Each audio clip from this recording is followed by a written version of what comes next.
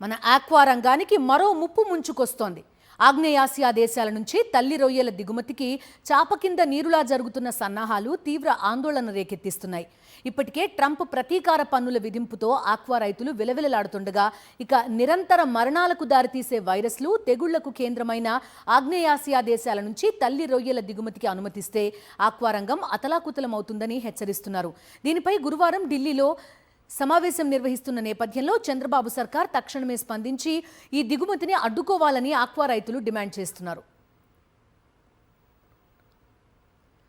Thailand, Vietnam లాంటి ఆగ్నేయాసియా దేశాల నుంచి తల్లి రొయ్యల దిగుమతులను 2013లోనే ఆక్వా సాగు చేసే మెజారిటీ దేశాలు నిషేధించాయి. అక్కడి తల్లి రొయ్యల ద్వారా ఉత్పత్తి చేసే సీడ్లో వైరస్లే ఇందుకు కారణం.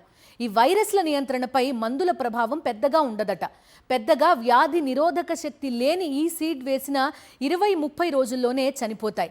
కనీస దిగుబడి కూడా వచ్చే పరిస్థితి ఉండదు. పెరుగుదల పూర్తిగా మందగిస్తుంది. 2022లో ఈ దేశాల నుంచి తల్లి రొయ్యల దిగుమతికి జాతీయ స్థాయిలో ప్రయత్నాలు జరగ్గా నాడు వైఎస్ జగన్ ప్రభుత్వం అడ్డుకుని కేంద్రంపై తీవ్ర స్థాయిలో ఒత్తిడి తెచ్చింది. పలుమార్లు లేఖలు రాయడంతో పాటు ప్రత్యేక బృందాలను పంపి వీటి దిగుమతి వల్ల జరిగే దుష్పరిణామాలను వివరించడంతో కేంద్రం వెనకడుగు వేసింది.